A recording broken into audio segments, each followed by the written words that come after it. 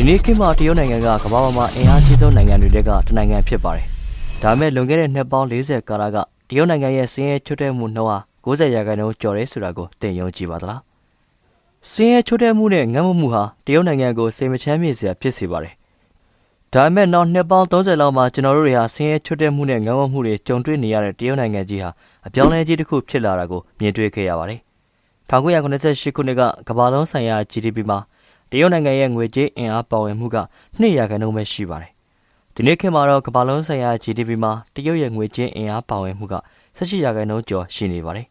။တရုတ်ရဲ့စင်းရဲချွတ်တဲ့မှုနှုန်းကတော့1%အောက်သာရှိပြီးတရုတ်ဟာကမ္ဘာပေါ်မှာဒုတိယစီးပွားရေးအင်အားအကြီးဆုံးနိုင်ငံဖြစ်ပါတယ်။နီလာပေါင်းများစွာနဲ့တရုတ်နိုင်ငံဟာစူပါအင်အားကြီးနိုင်ငံတစ်နိုင်ငံလို့ယူဆနိုင်ပါတယ်။ဒါပေမဲ့ဒါကဘလို့ဖြစ်နိုင်ခဲ့တာလဲ။သူတို့ဘလို့မှော်ပညာတွေကိုအသုံးပြုခဲ့တာလဲ။ဒီဗီဒီယိုမှာတရုတ်နိုင်ငံအကြောင်းကိုအသေးစိတ်လေ့လာကြည့်ကြရအောင်ဗျာ။ China was emerging from its cultural revolution as one of the world's poorest nations. 1978, Deng Xiaoping had an idea, one that would turn communist China on its head. Since then, China has made extraordinary strides in various fields. So how did one of the world's poorest countries become a global superpower in just 4 တရုတ်နိုင်ငံကိုအစကချင်းလို့ခေါ်ကြပြီးစလုံးပေါင်းကတော့ QIN ဆိုပြီးဖြစ်ပါတယ်။ချင်းဆိုတာကတော့တရုတ်နိုင်ငံကိုလွန်ခဲ့တဲ့နှစ်ပေါင်း2000လောက်ကအုပ်ချုပ်ခဲ့တဲ့ရှေးအောင်မင်းဆက်တစ်ဆက်ရဲ့အမည်ဖြစ်ပါတယ်။နောက်ထပ်စိတ်ဝင်စားဖို့ကောင်းတဲ့အချက်ကတော့တရုတ်နိုင်ငံသားတွေကသူတို့နိုင်ငံကိုတရုတ်လို့ဘယ်တော့မှမခေါ်ဆိုပါဘူး။သူတို့တွေကသူတို့နိုင်ငံကိုကျုံးကိုလို့အသုံးပြုကြပါတယ်။အဓိပ္ပာယ်ကတော့အလဲပြင်းနိုင်ငံလို့အဓိပ္ပာယ်ရပါတယ်။ဒါကတရုတ်ရဲ့လွန်ခဲ့တဲ့နှစ်ပေါင်း4000သမိုင်းကြောင်းရဲ့သင်္ကေတဖြစ်ပါတယ်။တရုတ်နိုင်ငံဟာကမ္ဘာအလဲဗဟိုဖြစ်ခဲ့ပူပါတယ်။တရုတ်နိုင်ငံဟာအလဲမှာတည်ရှိနေခဲ့ပါတယ်။တင်းနေတဲ့မြေပုံကိုကြည့်နိုင်ပါတယ်။တရုတ်ဟာအိန္ဒိယနယ်စပ်နဲ့ထိစပ်နေပြီးကမ္ဘာ၄ခုမြောက်အကြီးဆုံးနိုင်ငံဖြစ်ပါတယ်။ဒါပေမဲ့တရုတ်နိုင်ငံရဲ့လူဦးရေအများစုကတော့အိန္ဒိယနိုင်ငံနဲ့အလွန်ဝေးကွာတဲ့နေရာမှာနေထိုင်ကြပါတယ်။အဲ့ဒါဘာကြောင့်လဲဆိုတော့စိုက်ပျိုးနိုင်တဲ့မြေနေရာတွေဟာအဲ့ဒီနေရာတွေမှာအများစုရှိနေကြလို့ပါ။အနောက်ပိုင်းမှာဆိုရင်ဟိမဝန္တာတောင်တန်းတွေနဲ့သဲကန်ရတွေရှိပါတယ်။သူ့ရဲ့အရွယ်စားကြောင့်တရုတ်နိုင်ငံဟာ19ရာစုနှစ်တိုင်အောင်လွန်အောင်မြင်ပြီးအင်အားကြီးမားတဲ့ဗရဲ့နိုင်ငံဖြစ်ခဲ့ပါတယ်။အဲ့နောက်ပိုင်းမှာတော့ကိုလိုနီနိုင်ငံဖြစ်တဲ့သိမ်းပိုက်ခံခဲ့ရပါတယ်။တရုတ်ဟာအိန္ဒိယတိုက်ငယ်ပေါ်မှာရှိနေတဲ့အတွက်ပြည်ထောင်ဟာတရုတ်ကိုအပြေးအဝသိမ်းပိုက်နိုင်ခြင်းမရှိပေမဲ့လည်းတရုတ်နိုင်ငံကိုနှီးအမျိုးမျိုးနဲ့တိုက်ခိုက်ခဲ့ပါတယ်။အဲဒါကြောင့်တရုတ်နိုင်ငံဟာ1839ခုနှစ်ကနေ1949ခုနှစ်အတွင်းထိုကာလကိုအဆက်ကွဲမှုရာစုနှစ်အဖြစ်မှတ်မိထားကြပါတယ်။အဲဒီဖြစ်ပျက်ကတော့ဗြိတိရှအရှေ့အိန္ဒိယကုမ္ပဏီကတရုတ်နိုင်ငံကိုဘိန်းတွေစတင်တင်သွင်းလာတဲ့1839ခုနှစ်ကနေစတင်ခဲ့ပါတယ်။တရုတ်နိုင်ငံသားအများပြားဟာဘိန်းဆွဲလာကြပြီးတော့တရုတ်လူမှုပတ်ဝန်းကျင်တစ်ခုလုံးလည်းပျက်စီးသွားခဲ့ပါတယ်။အဲဒီနောက်မှာတော့တရုတ်နိုင်ငံအပေါ်အတင်းကျပ်ရောင်းဝယ်စာချုပ်တွေချုပ်ဆိုစီပြီးတော့တရုတ်ဟာသူတို့ကုန်းမြေရဲ့အရေးပါတဲ့အပိုင်းတွေရဲ့စိတ်ကမ်းတွေကိုဗြိတိရှတွေစီလွှဲပြောင်းပေးရလိုက်ရပါတယ်။အဲဒီနောက်1850ပြည့်နှစ်မှာတော့တရုတ်နိုင်ငံမှာတိုင်ပင်ပုံကံမှုတိုင်ပင် rebellion လို့ခေါ်တဲ့ဇိုးဝါးတဲ့ပြည်တွင်းစစ်တစ်ခုဖြစ်ပွားခဲ့ပြီးလူပေါင်းတန်းချီသေဆုံးခဲ့ပါတယ်။နှစ်40အကြာ1894ခုနှစ်မှာတော့ပထမဆုံးတရုတ်ဂျပန်စစ်ပွဲဖြစ်ပွားခဲ့ပါတယ်။တရုတ်နဲ့ဂျပန်ဟာနယ်မြေပိုင်ဆိုင်မှုနဲ့ပတ်သက်ပြီးစစ်ပွဲဖြစ်ပွားခဲ့ပါတယ်။ကျွန်တော်အသေးစိတ်ကိုတော့မပြောပြတော့ပါဘူး။ဒါပေမဲ့အဲ့ဒီအချိန်တုန်းကတရုတ်ကိုချင်းမင်းဆက် Qin Dynasty ကအုပ်ချုပ်နေတာဖြစ်ပါတယ်။ချင်းမင်းဆက်ဆိုတဲ့အမည်ချင်းတူပေမဲ့အခုမင်းဆက်နဲ့အမည်ကတော့ Qin ဖြစ်ပါတယ်။ဒီနာမည်ကတော့တရုတ်ဆိုတဲ့နာမည်ရဲ့အရင်းမြစ်ဖြစ်ပါတယ်။ Qin ဆိုတဲ့ချင်းမင်းဆက်ကနှစ်ပေါင်း2000တုန်းကအုပ်ချုပ်ခဲ့တဲ့မင်းဆက်ဖြစ်ပါတယ်။1938ခုနှစ်ကနေ1945ခုနှစ်အတွင်းတရုတ်လူမျိုးတွေဟာအလွန်ဆိုးဝါးတဲ့ညှဉ်းပန်းနှိပ်စက်မှုတွေကိုသိခံခဲ့ကြပါတယ်။အဲဒီချိန်တုန်းကဂျပန်တွေကိုလိုနီပြုထားတဲ့အချိန်ဖြစ်ပါတယ်။တရုတ်ဟာအဲဒီချိန်တုန်းကဂျပန်ကိုတိုက်ခိုက်ဖို့မဟာမိတ်အင်အားစုတွေရဲ့တစ်စိတ်တစ်ပိုင်းဖြစ်နေပါဝင်ခဲ့ပါတယ်။ဒုတိယကမ္ဘာစစ်တုန်းကတရုတ်နိုင်ငံသားတန်း30သေဆုံးခဲ့ပါတယ်။ဒုတိယကမ္ဘာစစ်မှာတရုတ်နဲ့မဟာမိတ်တပ်ဖွဲ့တွေကအနိုင်ရရှိသွားတဲ့အခါဂျပန်တို့တပ်ဆုပ်သွားခဲ့ရပြီးတရုတ်အတွက်မျှော်လင့်ချက်ရောင်ခြည်တန်းလာခဲ့ပါတယ်။ဒါမဲ့ဒုတိယကမ္ဘာစစ်ပြီးတဲ့နောက်မှာတရုတ်နိုင်ငံမှာပြည်တွင်းစစ်ပွဲတစ်ပွဲဖြစ်ပွားခဲ့ပါတယ်။တရုတ်ကွန်မြူနစ်ပါတီနဲ့မျိုးချစ်ပါတီ KMT တို့ကြားစစ်ပွဲက1923ခုနှစ်မှာစတင်ဖြစ်ပွားခဲ့တာပါ။ဒါမဲ့ဒုတိယကမ္ဘာစစ်အတွင်းဂျပန်တို့ဝင်ရောက်ကျူးကျော်လာတဲ့အခါတိုက်ခိုက်မှုတွေကိုယာယီရပ်ထားလိုက်ပါတယ်။ပြည်တွင်းစစ်ဟာ1949ခုနှစ်မှာကွန်မြူနစ်ပါတီအနိုင်ရရှိမှုနဲ့အတူအဆုံးသတ်သွားခဲ့ပါတယ်။မျိုးချစ်ပါတီအဖွဲ့ဝင်တွေကတော့အနီးနားကကျွန်းစီထွက်ပြေးခဲ့ပါတယ်။အဲဒီကျွန်းကိုတော့အခုချိန်မှာထိုင်ဝမ်လို့ခေါ်ပါတယ်။တရုတ်ပြည်မကြီးကိုမော်စီတုံးကအုပ်ချုပ်ခဲ့ပါတယ်။အဲဒီအချိန်မှာကျွန်တော်တို့အခုသိထားရတဲ့တရုတ်နိုင်ငံစီကိုဖွဲ့စည်းတည်ထောင်ခဲ့တာဖြစ်ပါတယ်။ 1949ခုနှစ်အောက်တိုဘာ1ရက်မှာတရုတ်ပြည်သူ့သမ္မတနိုင်ငံကိုတည်ထောင်ခဲ့ပါတယ်။1958ခုနှစ်မှာမော်က Great Leap Forward လှုပ်ရှားမှုအစီအစဉ်တစ်ခုကိုစတင်ကြေညာခဲ့ပါတယ်။ဒီရဲ့ရည်ရွယ်ချက်ကတော့နိုင်ငံရဲ့စီးပွားရေးနဲ့လူမှုရေးအပြောင်းအလဲတစ်ခုကိုပေါ်ဆောင်ဖို့ရည်ရွယ်ထားပါတယ်။အဲဒီအစီအစဉ်မှာအဓိကမူဝါဒကြီး2ရက်ရှိပါတယ်။ပထမမူဝါဒကတော့မြေပိုင်ရှင်တွေစီကမြေတွေကိုယူပြီးအဲဒီမြေတွေကိုလယ်သမားတွေကိုပြန်လည်မျှဝေပေးဖို့ဖြစ်ပါတယ်။အဲဒီနောက်စိုက်ပျိုးစီးပွားရေးကိုပြည်သူပိုင်ပြုလုပ်ခဲ့ပါတယ်။စိုက်ပျိုးရေးသမဝါယမကိုပြုလုပ်ခဲ့တဲ့အတွက်လယ်သမားအများပြားမြေယာတစ်ခုထဲမှာပဲအလုပ်လုပ်နိုင်ခဲ့ပါတယ်။ဒါပေမဲ့နောက်ဆုံးမှာတော့မြေယာပိုင်ဆိုင်မှုဟာအစိုးရလက်အောက်မှာပဲရှိပါတယ်။ဒုတိယမူဝါဒကတော့စက်မှုလုပ်ငန်းဖြစ်ပါတယ်။တစ်ဖက်မှာစတီးထုတ်လုပ်ရေးအတွက်ကြီးမားတဲ့စက်ရုံကြီးတွေကိုတည်ဆောက်ခဲ့ပါတယ်။အခြားတစ်ဖက်မှာတော့ဒေသရင်းအဆင့်နဲ့စတီးထုတ်လုပ်နိုင်မှုအတွက်အိမ်တွေရဲ့နောက်ဖေးခြံတွေမှာအသေးစားစတီးမီးပြင်းဖိုတွေကိုပြုလုပ်ဖို့ပြည်သူတွေကိုတိုက်တွန်းခဲ့ပါတယ်။နိုင်ငံရဲ့စီးပွားရေးတိုးတက်စေဖို့ရည်ရွယ်ချက်ကကောင်းမွန်ပါတယ်။ဒါပေမဲ့ရလဒ်ကတော့မကောင်းခဲ့ပါဘူး။လူတွေကသူတို့ရဲ့နောက်ဖေးခြံတွေမှာတည်ဆောက်ထားတဲ့အသေးစားစတီးမီးဖိုပြင်းတွေကနေအရေးသွေးနှိမ့်တဲ့စတီးတွေကိုသာထုတ်လုပ်နိုင်ခဲ့ပါတယ်။အဲဒါကြောင့်အရင်းမြစ်တွေကိုဖြုံးသီးသလိုဖြစ်စေခဲ့ပါတယ်။ဒုတိယအချက်အနေနဲ့လယ်သမားတွေဟာသူတို့ရဲ့ထုတ်လုပ်မှုတွေကိုတိုးမြင့်ဖို့မလုံးစုံတရားမရှိခဲ့ပါဘူး။ဘာလို့လဲဆိုတော့သူတို့ရဲ့အတွက်အမျက်ဝေမျှခွင့်မရှိသလိုပုဂ္ဂလိကပိုင်ဆိုင်မှုတွေလည်းမရှိလို့ပါ။မြေယာပိုင်ဆိုင်မှုတွေကအစိုးရလက်အောက်မှာပဲရှိပါတယ်။အဲဒါကြောင့်လယ်သမားတွေကကောက်ပဲတီးနှံကိုဘလောက်စိုက်ပြအစိုးရကိုပဲလွှဲပြောင်းပေးရပါတယ်။အဲ့ဒါဟာဆိုရင်ထုတ်လုပ်မှုကိုကြီးမားစွာကျဆင်းစေခဲ့ပါတယ်။1958ခုနှစ်ကနေ1962ခုနှစ်အတွင်းစပါးထုတ်လုပ်မှုက15%ကျဆင်းခဲ့ပါတယ်။နှစ်အနည်းငယ်အတွင်းမော်ရဲအုပ်ချုပ်မှုလက်အောက်မှာဆိုးရတဲ့ရာသီဥတုနဲ့အခြားငြင်းပွားမှုတွေကြောင့်အခြေအနေတွေကပိုဆိုးလာပြီးနိုင်ငံတကာနိုင်ငံလုံးအငတ်ဘေးဆိုက်ခဲ့ပါတယ်။အငတ်ဘေးကဆိုးဝါးလွန်းလို့တရုတ်နိုင်ငံမှာလူတန်း20ကနေ40အတွင်းငတ်မမှုနဲ့သေဆုံးခဲ့ပါတယ်။ဒီအခြေအနေကိုတရုတ်နိုင်ငံရဲ့သမိုင်းမှာငတ်မှုကြောင့်လူသေဆုံးမှုအများဆုံးဖြစ်စဉ်တွေကတစ်ခုအဖြစ်နဲ့လူသိများခဲ့ပါတယ်။ဒေတို့ပြောရမယ်ဆိုရင်မော်စီတုံးကအာဏာရှင်တဦးဖြစ်ခဲ့ပါတယ်။အာဏာရှင်တွေအတွက် check and balance စနစ်တွေမရှိခဲ့ပေမဲ့အာဏာရှင်ဆိုတာစဉ်းစားခြင်းဒါမှမဟုတ်စမ်းသပ်ခြင်းမရှိပဲသူတို့ရဲ့ဆန္ဒအတိုင်းအကောင့်ထဲပေါ်တဲ့အချင်းရှိတယ်လို့ဖြစ်ပါတယ်။မော်ချမှတ်ခဲ့တဲ့ဆုံးဖြတ်ချက်အများပြားဟာတရုတ်နိုင်ငံကိုအခြေအနေပိုဆိုးလာစေခဲ့ပါတယ်။ဒီဆုံးဖြတ်ချက်တွေကနောက်ထပ်ဥပမာတစ်ရပ်ကတော့စာကလေးမျိုးဖြတ်ခြင်းပဲဖြစ်ပါတယ်။မော်ဟာအစားအစာထုတ်လုပ်မှုကိုမြင့်တင်ဖို့ရည်ရွယ်ထားပါတယ်။အဲဒါကြောင့်စာကလေးတွေအားလုံးနဲ့ငှက်တွေအားလုံးကိုတက်ဖြတ်တင်တယ်လို့အမိန့်ထုတ်ခဲ့ပါတယ်။ဘာလို့လဲဆိုတော့အဲ့ဒီငှက်တွေကစပတ်နှံတွေကိုစားသုံးကြလို့ပါ။သူတို့တွေကလယ်ကွင်းတွေကကောက်ပဲသီးနှံအချို့ကိုစားသုံးကြပါတယ်။အဲဒါကြောင့်နိုင်ငံတွင်းကငှက်တွေအားလုံးကိုတုတ်တင်ပြစ်ရမယ်လို့ဆုံးဖြတ်ခဲ့ပါတယ်။ဒီလှုပ်ရှားမှုစတင်ချိန်မှာတော့စာကလေးတွေအသက်ခံခဲ့ရပါတယ်။နှစ်အနည်းငယ်ကြာမှာတော့အင်းဆက်တွေနဲ့ဖျက်ကောင်တွေကအလင်းမြန်တိုးပွားလာနေပြီးသူတို့တွေကကောက်ပဲသီးနှံတွေကိုဖျက်ဆီးပစ်လို့သတိထားမိခဲ့ပါတယ်။ဒါအစားအစာပြက်လက်မှုကိုပိုပြီးဆိုးဝါးစေခဲ့ပါတယ်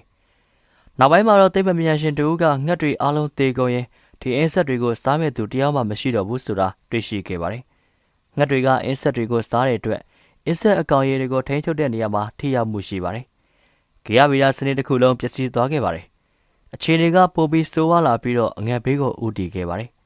ဒီလိုကြီးမားတဲ့ဆုံးရှုံးမှုကြီးဖြစ်ပေါ်ခဲ့ပြီးတဲ့နောက်မှာတော့မော်ဟာတရုတ်ပြည်သူတွေနဲ့ကွန်မြူနစ်ပါတီရဲ့ဝေဖန်မှုတွေနဲ့ရင်ဆိုင်ခဲ့ရပါတယ်။ဒါပေမဲ့မော်စီတုံဟာသူ့ရဲ့အမှားကိုဝန်မခံဘဲနောက်ထပ်လှုပ်ရှားမှုတစ်ခုကိုစတင်ခဲ့ပါတယ်။1966ခုနှစ်မှာယဉ်ကျေးမှုတော်လှန်ရေးတရက်ပေါ်ပေါက်လာခဲ့ပါတယ်။ယဉ်ကျေးမှုတော်လှန်ရေးကိုဘာကြောင့်ပြောရတယ်လဲဆိုတော့နိုင်ငံရဲ့ယဉ်ကျေးမှုနဲ့ပတ်သက်ပြီးတော်လှန်ရေးတရက်ဆောင်ယူလာခဲ့တယ်ဆိုတဲ့အတွက်ပဲဖြစ်ပါတယ်။ဒါမဲ့အမှန်တကယ်ရည်ရွယ်ချက်ကတော့မော်ကထိန်းချုပ်ပြီးအတိုက်ခံတွေကိုဖိနှိပ်ဖို့ဖြစ်ပါတယ်။ဝါဒဖြန့်တာတွေပြည်သူဆက်ဆက်ရေးရန်ရာတွေကိုဒီနေရာမှာကြည်ကြည်ပြန့်ပြန့်လှုပ်ဆောင်ခဲ့ကြပါတယ်။သူ့ရဲ့အာဏာကိုပြသဖို့အတွက်မော်စီတုံးဟာရန်စီမြစ်မှာရေကူးခဲ့ပါတယ်။ဒါဟာသူ့ရဲ့အကြော်ကြားဆုံးဓာတ်ပုံတစ်ပုံပါ။ ရက်ကားဆိုတဲ့အမည်နဲ့ကျောင်းသားတွေကအယက်သားတပ်မတော်တရက်ကိုဖွဲ့စည်းခဲ့ပါတယ်။ရက်ကားဆိုတာကတော့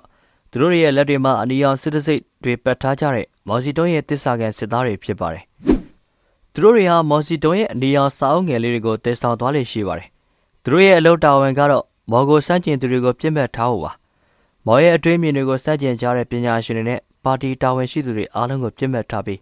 တခါတရံလူသိရှင်ကြားအဆက်ခွဲတာတွေအကြမ်းဖက်တာတွေလုပ်လေရှိပါတယ်။ကွန်မြူနစ်ပါတီထဲမှာယဉ်ကျေးမှုတော်လှန်ရေးကိုဝေဖန်ပြီးမော်ကိုစန့်ကျင်တဲ့သူအချို့ရှိပါတယ်။သူတို့တွေကိုလည်း Rekas တွေကပြစ်မှတ်ထားပါတယ်။လူရှောင်ကီးနဲ့ဒန်ချောင်းပင်တို့က Rekas ရဲ့ပြစ်မှတ်ထားခံရတဲ့ယာရုမြင့်ပါတီတာဝန်ရှိသူတွေကအချို့ဖြစ်ပါတယ်။ဒီတော်လှန်ရေးအမည်နဲ့နိုင်ငံတကာလုံးကိုအကြောက်တရားပတ်ဝန်းကျင်တစ်ခုဖြစ်အောင်ဖန်တီးလိုက်ပါတယ် ပြည်သူတွေကိုတစ္ဆာပေါက်တွေရှာဖွေဖို့အတွက်သူတို့ရဲ့အိမ်နေချင်းတွေမိသားစုဝင်တွေကိုလှုပ်ဝက်ထောက်လန်းကြဖို့တိုက်တွန်းထားပါတယ်။တစ္ဆာပေါက်ဆိုသူတွေဆိုတာကတော့မော်ရဲ့အတွင်းပြင်တွေကိုစန့်ကျင်တဲ့သူတွေကိုရည်ရွယ်ထားတာဖြစ်ပါတယ်။လူတွေကအဲ့ဒီတစ္ဆာပေါက်မှုတွေကိုရှာဖွေပြီးသူတို့တွေစီအစီရင်ခံစာရပါတယ်။စာတင်ကျောင်းတွေနဲ့တက္ကသိုလ်တွေကိုပိတ်လိုက်ရပါတယ်။ကျောင်းသားတွေကိုလက်ကွင်းတွေစီသွားစေပြီးလက်သမားတွေရဲ့အခြေအနေတွေကိုသင်ယူလေ့လာစေပါတယ်။ကျေးလက်ဘဝရဲ့ခက်ခဲကြမ်းတမ်းမှုတွေကိုအတွေ့အကြုံယူစေပါတယ်။အချိန်ကြာလာတဲ့အမျှကိစ္စတွေအားလုံးဟာအထင်းကိုမဲ့လာခဲ့ပါတယ်။ Ruckus တွေကအချင်းချင်းစတင်တိုက်ခိုက်လာကြတယ်။တမိုင်းဝင်နေရာတွေနဲ့ယဉ်ကျေးမှုအမွေအနှစ်တွေဖျက်ဆီးခံခဲ့ရတယ်။လူတွေရဲ့အသက်အန္တရာယ်တွေကလည်းချင်းချောက်ခံလာရတယ်။အဲဒီအချိန်ကတိဘက်တွေကိုနှိမ့်ဆက်ညှဉ်းပန်းနေတဲ့အချိန်လည်းဖြစ်ပါတယ်။နောက်ဆုံးမှာတော့မော်ဟာယဉ်ကျေးမှုတော်လှန်ရေးဆိုတာနိုင်ငံအတွင်းအကျက်တဲတွေဖြစ်အောင်ဖန်တီးလိုက်တယ်ဆိုတာကိုသတိထားမိခဲ့ပါတယ်။ဒါဟာနိုင်ငံကိုကွဲပြားသွားစေခဲ့ပါတယ်။1968ခုနှစ်မှာတော့ပြန်လည်ထိန်းချုပ်နိုင်ပြီး Ruckus စနစ်ကိုဖြိုခွင်းလိုက်ပါတယ်။ခံမှန်းချက်တွေအရယဉ်ကျေးမှုတော်လှန်ရေးကြောင့်လူပေါင်းတောင်းချီကနေ2 သန်းလောက်ထိတည်ဆုံခဲ့ကြတယ်လို့ဆိုကြပါတယ်။စုစုပေါင်းကတော့မော်ရဲ့မူဝါဒတွေကြောင့်တရုတ်နိုင်ငံမှာတည်ဆုံသူတန်း90ထိရှိပါတယ်။1986ခုနှစ်မှာမော်စီတုံးဟာကျမရေးချိုးဝင်းပြီးတည်ဆုံခဲ့ပါတယ်။အဲဒီချိန်ထိတရုတ်နိုင်ငံရဲ့အခြေအနေဟာထူးထူးခြားခြားတိုးတက်မှုမရှိခဲ့ပါဘူး။ဒါပေမဲ့မော်ရဲ့အုပ်ချုပ်မှုကာလအတွင်းအဆိုးအကြီးတွေပဲဖြစ်ခဲ့တာတော့မဟုတ်ပါဘူး။ကောင်းမွန်တဲ့အောင်မြင်မှုအချို့လည်းရှိခဲ့ပါတယ်။အထူးသဖြင့်တော့အမျိုးသမီးတွေဒန်းလူညီမျှမှုနဲ့ပညာရေးနဲ့ပတ်သက်ပြီးအောင်မြင်ခဲ့ပါတယ်။မော်အုပ်ချုပ်တဲ့ကာလအတွင်းနိုင်ငံတော်ဝန်မှရှိတဲ့အများပြည်သူပညာရေးစနစ်ကိုမိတ်ဆက်ခဲ့ပါတယ်။မော်ရဲ့ခေါင်းဆောင်မှုအောက်မှာပညာတဲ့အရေးအတွက်မြင့်တက်လာခဲ့ပါတယ်။1949ခုနှစ်နဲ့နှိုင်းယှဉ်ရင်1988ခုနှစ်မှာတရုတ်နိုင်ငံမှာမူလာတန်းနဲ့အလယ်တန်းကျောင်း3 ဆမြင့်တက်လာပါတယ်။တစ်ချိန်တည်းမှာပဲလူပေါင်းတန်းချီကိုစင်းရဲတဲ့ချို့တဲ့မှုကနေကင်းလွတ်အောင်ကူညီပေးတဲ့အနေနဲ့ခိုင်မာတဲ့ဖောင်ဒေးရှင်းတစ်ခုကိုဖွဲ့စည်းခဲ့ပါတယ်။ဆက်လက်လှုပ်ဆောင်တာတွေကိုကြည့်ရမယ်ဆိုရင်တင့်နေတဲ့ဒီဗီဒီယိုမှာတွေ့ရမှာဖြစ်သလိုမော်ရဲ့အစိုးရအဖွဲ့ဟာပညာရေးသိပ္ပံနည်းပညာနဲ့တင်ချာဘာသာရေးတွေမှာမဟာဗျူဟာမြောက်ယင်းနှိမ့်ညွှန်နယ်မှုတွေကိုလှုပ်ဆောင်ခဲ့ပါတယ်။အဲဒီလိုလှုပ်ဆောင်မှုကြောင့်နိုင်ငံအတွင်းပါရမီရှင်တွေကိုပေါ်ပေါက်စေခဲ့ပြီးနိုင်ငံရဲ့နည်းပညာဖွံ့ဖြိုးတိုးတက်မှုကိုပေါ်ပေါက်စေခဲ့ပါတယ်။မြို့သမီးတွေနဲ့ပတ်သက်တဲ့မော်ရဲ့ယူဆကတော့မြို့သမီးတွေကမြို့သားတွေနဲ့ရေမောင်တန်းလုံနိုင်စွမ်းရှိတယ်ဆိုတာပဲဖြစ်ပါတယ်။1950ပြည့်နှစ်မှာလက်ထက်ထိမ်းများခြင်းဆိုင်ရာဥပဒေအသစ်ကိုထုတ်ပြန်ခဲ့ပြီးကာယကံရှင်2 ဦးသဘောဆန္ဒမပါဘဲလက်ထက်ထိမ်းများခိုင်းတာအတင်းအာရမလက်ထက်ထိမ်းများခိုင်းတာတွေကိုနိုင်ငံအတွင်းတရားမဝင်ဘူးဆိုပြီးတားမြစ်ခဲ့ပါတယ်။မြို့သမီးတွေကိုကွာရှင်းပိုင်ခွင့်ပေးထားပြီးအချို့နယ်ပယ်တွေမှာဆိုရင်လည်းမြို့သမီးတွေကိုမြို့သားတွေနဲ့ဒန်းတူခွင့်ရေးပေးထားပါတယ်။ဒါပေမဲ့မော်တည်ဆုံပြီးတဲ့နောက်ခေါင်းဆောင်တက်လာတဲ့1996ခုနှစ်ကိုပြန်ကြည့်ရမယ်ဆိုရင်တော့ခေါင်းဆောင်တိန့်ရှောင်ဖိန်ကိုတွေ့ရမှာဖြစ်ပါတယ်။သူဟာသူ့ရဲ့ဦးဆောင်မှုတွေကြောင့်ခေတ်သစ်တရုတ်နိုင်ငံရဲ့ဖခင်ကြီးတို့ခေါ်ဆိုခံခဲ့ရပါတယ်။တိန့်ရှောင်ဖိန်ဟာတရုတ်နိုင်ငံရဲ့ဖြစ်တည်မှုကိုအမှန်တကယ်ပြောင်းလဲခဲ့ပြီးမော်စီတုံးခေတ်ကမော်ရဲ့လှုပ်ဆောင်မှုတွေကိုစန့်ကျင်ဝေဖန်သူတွေတူဖြစ်ပါတယ်။အဲဒီအတွက်ကြောင့်ပဲယဉ်ကျေးမှုတော်လှန်ရေးကာလအတွင်းသူ့ရဲ့ယာတုအားလုံးကနေနှုတ်ထွက်ဖို့အထိအခြေအနေဖြစ်ခဲ့ပါတယ်။တိန့်ရှောင်ဖိန်ရဲ့ယူဝါဒဟာမော်ရဲ့ယူဝါဒနဲ့လုံးဝကိုကွဲပြားခြားနားပါတယ်။တိန့်ရှောင်ဖိန်ဟာတရုတ်ရဲ့စီးပွားရေးကိုအစိုးရကတင်းတင်းကြပ်ကြပ်ထိန်းချုပ်ထားတယ်လို့ယူဆထားပါတယ်။အဲဒါကြောင့်လွန်ခဲ့တဲ့နှစ်50အတွင်းတရုတ်နိုင်ငံပျက်စီးရတဲ့အကြောင်းအရာတစ်ခုဖြစ်တယ်လို့တိန့်ရှောင်ဖိန်ကယူဆထားပါတယ်။လက်သမားတွေအားလုံးကိုသူတို့ရဲ့ကောက်ပဲသီးနှံတွေကိုအစိုးရထံသတ်မှတ်ထားတဲ့ပမာဏနဲ့ရောင်းချရမယ်လို့ပြောခဲ့ပါတယ်။အစိုးရထံသတ်မှတ်ထားတဲ့ပမာဏနဲ့ရောင်းချပြီးရင်တော့ပိုရှင်နေတဲ့ကောက်ပဲသီးနှံတွေကိုသူတို့ကြိုက်တဲ့နေရာမှာရောင်းချနိုင်ပြီးနောက်ထပ်အမျက်ငွေတွေရှာဖွေနိုင်မှာဖြစ်ပါတယ်။အဲဒီအချက်ကလက်သမားတွေကိုစိတ်သက်ခွန်အားမြင့်တက်စေခဲ့ပြီးလက်သမားတွေဟာသူတို့ရဲ့ကုန်ထုတ်လုပ်မှုတွေကိုတိုးမြင့်ခဲ့ပါတယ်။အချို့အချက်တွေဟာအိန္ဒိယမှာလွတ်လပ်ရေးရပြီးတဲ့နောက်ပိုင်းကီယာလာနဲ့အနောက်ဘန်ဂေါလိုပြည်နယ်တွေမှာလှုပ်ဆောင်ခဲ့တဲ့မြေပြုပြင်ပြောင်းလဲမှုတွေနဲ့အနည်းငယ်ဆင်တူနေပါတယ်။ကီယာလာလိုပြည်နယ်တွေကဘာကြောင့်ဖွံ့ဖြိုးတိုးတက်ခဲ့တယ်လဲဆိုတာတွေကိုတော့အခြားဗီဒီယိုတစ်ခုမှာပဲပြောပြပေးသွားမှာဖြစ်ပါတယ်။တိန့်ရှောင်ဖိန်ဟာအလားတူအိုင်ဒီယာတစ်ခုကိုစက်ရုံတွေအပေါ်မှာကျင့်သုံးခဲ့ပါတယ်။စက်ရုံမန်နေဂျာတာဝန်ယူမှုစနစ်ကိုစတင်ကျင့်သုံးခဲ့ပါတယ်။အဲဒီမတိုင်မီကမော်ရဲ့ခေါင်းဆောင်မှုအတွင်းတရုတ်နိုင်ငံထဲမှာရှိတဲ့စက်ရုံတွေကိုစီမံခန့်ခွဲဖို့တာဝန်ကိုကွန်မြူနစ်ပါတီဝင်တွေကိုပေးအပ်ခဲ့ပါတယ်။အဲဒါကြောင့်နိုင်ငံရေးအရာဂျားဝင်ဆွဲဖက်မှုတွေအများကြီးရှိခဲ့ပါတယ်။ဒါပေမဲ့တိန့်ရှောင်ဖိန်လက်ထက်မှာတော့အဲဒီတာဝန်တွေကိုစက်ရုံတွေမှာအလုပ်လုပ်ကိုင်နေတဲ့ဝန်ထမ်းတွေနဲ့မန်နေဂျာတွေကိုလွှဲပြောင်းပေးအပ်ခဲ့ပါတယ်။သူတို့တွေကိုဘာထုတ်ကုန်တွေထုတ်မလဲထုတ်လုပ်မှုရည်မှန်းချက်ထုတ်ကုန်တွေရဲ့ရောင်းစည်းတွေနဲ့လားစာငွေတွေနဲ့ပတ်သက်ပြီးလွတ်လပ်လပ်ဆုံးဖြတ်ပိုင်ခွင့်ရှိခဲ့ပါတယ်။အဲဒီအချက်ကြောင့်ပဲစက်ရုံတွေမှာအလုပ်လုပ်နေတဲ့အလုပ်သမားတွေကိုအလုပ်တွေပိုပြီးကြိုးကြိုးစားစားလုပ်ဖို့တွန်းအားပေးနိုင်ခဲ့ပါတယ်။မော်ရဲ့ခေါင်းဆောင်မှုကာလကအရာတော်တော်များများကိုဗဟိုကချုပ်ကင်စီစဉ်ခဲ့ပါတယ်။ အရာအလုံးကိုခေါင်းဆောင်တူဦးတွေကပဲချုပ်ကန်ခဲ့တာဖြစ်ပါတယ်။ဘာတွေဘယ်လိုလုပ်ရမလဲဆိုတာနဲ့အရာအလုံးကိုအစိုးရကပဲဆုံးဖြတ်ခဲ့ပါတယ်။ဒါပေမဲ့တိန်ရှောင်းပိန်လက်ထက်မှာတော့ဘိုးကချုပ်ကန်တဲ့စနစ်ကိုဖျက်လျှော့ခဲ့ပြီးစီးပွားရေးမှာလွတ်လပ်ခွင့်တွေပိုပြီးပေးခဲ့ပါတယ်။အဲဒီမူဝါဒတွေကြောင့်ပဲသန်းနဲ့ချီတဲ့ပြည်သူတွေကိုစင်ရဲတွင်းတွေကနေစတင်ဆွဲထုတ်နိုင်ခဲ့ပြီးစားဝတ်နေရေးတွေကိုပြောင်းလဲစေခဲ့ပါတယ်။1998ခုနှစ်နဲ့1984ခုနှစ်အတွင်း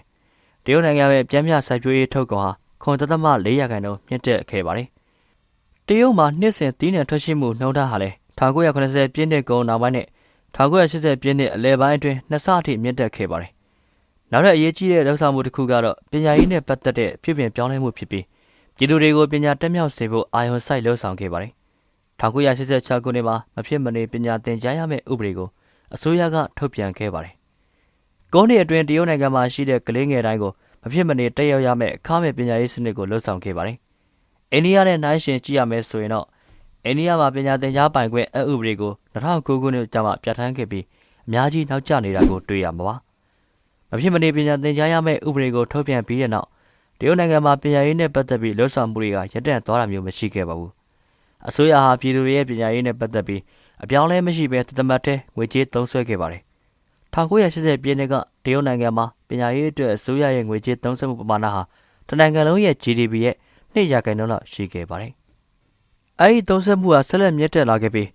2010ပြည့်နှစ်မှာဆိုရင်ပညာရေးကဏ္ဍအတွက်တရုတ်အစိုးရရဲ့ငွေကြေးသုံးစွဲမှုဟာနိုင်ငံ GDP ရဲ့4%အထိမြင့်တက်ခဲ့ပါတယ်။အိန္ဒိယနဲ့နှိုင်းယှဉ်ကြည့်မယ်ဆိုရင်တော့နောက်ဆုံးရရှိတဲ့အချက်အလက်တွေအရအိန္ဒိယအစိုးရဟာပညာရေးအတွက်ငွေကြေးသုံးစွဲမှုဟာနိုင်ငံ GDP ရဲ့2.9%ပဲရှိတာကိုတွေ့ရှိရပါတယ်။ဒါအပြင်တရုတ်ဟာနည်းပညာနဲ့အသက်မွေးဝမ်းကြောင်းပညာရေးတွေအပေါ်မှာလည်းအာရုံစိုက်လှုပ်ဆောင်ခဲ့ပါတယ်။လူတွေဟာသူတို့တကယ်လုပ်ချင်တဲ့အလုပ်တွေအတွက်လိုအပ်တဲ့ပညာရေးချင်းတွေကိုသင်ယူခဲ့ကြပါတယ်။ဖွံ့ဖြိုးပြီးနိုင်ငံတွေအားလုံးဟာပညာရေးအတွက်ငွေကြေးကုန်ကျခံပြီးရင်းနှီးမြှုပ်နှံခဲ့တာကိုတွေ့ရမှာဖြစ်ပါတယ်။ပညာရေးကိုဦးစားပေးလှုပ်ဆောင်ခဲ့တာကြောင့်လည်းအဲဒီနိုင်ငံတွေဟာဖွံ့ဖြိုးတိုးတက်ခဲ့ကြတာဖြစ်ပါတယ်။အဲဒီစီမံချက်တွေအားလုံးကြောင့်ပဲတရုတ်နိုင်ငံမှာစာတက်မြောက်မှုနှုန်းဟာအံ့ဩဖွယ်ကောင်းလောက်အောင်မြင့်တက်လာခဲ့တာကိုမြင်တွေ့ရမှာဖြစ်ပါတယ်။တရုတ်မှာစာတက်မြောက်မှုနှုန်းက1982ခုနှစ်မှာ65%ရှိခဲ့ပြီး2021ခုနှစ်မှာတော့95%ကျော်အထိမြင့်တက်လာခဲ့ပါတယ်။အိန္ဒိယမှာတော့စာတက်မြောက်မှုနှုန်းဟာ89%မှာပဲရှိပါသေးတယ်။အလားတူပဲတရုတ်ဟာကျန်းမာရေးစောင့်ရှောက်မှုကိုလည်းအဓိကဦးစားပေးအဖြစ်နဲ့ငွေကြေးအများပြားသုံးစွဲခဲ့ပါတယ်။2021ခုနှစ်ကတရုတ်ဟာကျန်းမာရေးကဏ္ဍအတွက်သုံးစွဲမှုကနိုင်ငံ GDP ရဲ့9.59% ရှိခဲ့ပါတယ်။အိန္ဒိယမှာတော့2020ပြည့်နှစ်ကအချက်လက်တွေအရကျန်းမာရေးကဏ္ဍအတွက်သုံးစွဲမှုဟာနိုင်ငံ GDP ရဲ့2.96% သာရှိခဲ့ပါတယ်။1980ပြည့်နှစ်ကရှန်ကျန်းမြို့ရဲ့ GDP ဟာဒေါ်လာ3.3 ဘီလီယံသာရှိခဲ့ပါတယ်။2020ပြည့်နှစ်မှာတော့ဒေါ်လာဘီလီယံ420အထိမြင့်တက်ခဲ့ပါတယ်။ပြည်ပကုမ္ပဏီတွေကိုနိုင်ငံအတွင်းဝင်ရောက်ဖို့ဆွဲဆောင်တဲ့အနေနဲ့တကားပွဲမူဝါဒကိုကျင့်သုံးခဲ့ပါတယ်။တရုတ်ရဲ့စီးပွားရေးကိုလည်းကမ္ဘာကိုဖွင့်ပေးခဲ့ပါတယ်။အဲဒါကိုတော့စီးပွားရေးဖြည့်လျှော့မှုလို့လည်းခေါ်ကြပြီး1998ခုနှစ်ကတည်းကလှုပ်ဆောင်ခဲ့ပါတယ်။အိန္ဒိယမှာတော့1991ခုနှစ်ကျမှစီးပွားရေးဖြည့်လျှော့မှုကိုလှုပ်ဆောင်ခဲ့ပါတယ်။ကျွန်တော်တို့ရဲ့စီးပွားရေးကိုပြန်လည်တည်ဆောက်နေတဲ့အဆင့်မှာဖြစ်ပါတယ်။ကျွန်တော်နိုင်ငံဟာတိကျတဲ့စက်မှုတော်လှန်ရေးတိကျတဲ့စက်ပျိုးရေးတော်လှန်ရေးတွေကိုလှုပ်ဆောင်နိုင်စွမ်းမရှိပါဘူး။ကျွန်တော်နိုင်ငံဟာကမ္ဘာစီးပွားရေးနဲ့ပေါင်းစပ်နိုင်စွမ်းမရှိပါဘူး။တနည်းအားဖြင့်ကမ္ဘာလုံးဆိုင်ရာစီးပွားရေးခင်းကျင်းတဲ့ကကမ်းလှမ်းပေးခဲ့တဲ့အခွင့်အရေးတွေကိုရယူနိုင်စွမ်းမရှိသေးပါဘူး။အဲဒါကြောင့်2020ပြည့်နှစ်ကက်ရောဂါကာလအတွင်းလူတွေရဲ့လွတ်လပ်ခွင့်ကိုကန့်သတ်တဲ့လော်ဒေါင်းအများပြားကိုထိတ်တလန့်နဲ့ချမှတ်ခဲ့တာကိုတွေ့ရမှာဖြစ်ပါတယ်။ပရိသတ်တို့ရဲ့ထင်မြင်ယူဆချက်တွေကိုလည်းကွန်မန့်မှာမှန်သွားပေးခဲ့နိုင်ပြီး channel လေးကိုလည်း like and subscribe လေးပြုလုပ်ပေးခဲ့ကြပါအောင်ဗျ။ပုံမကောင်းမတဲ့အကြောင်းအရာတွေကျွန်တော်ပြန်လာခဲ့ပါဦးမယ်။အားလုံးကိုအထူးပဲကျေးဇူးတင်ရှိပါရခင်ဗျာ။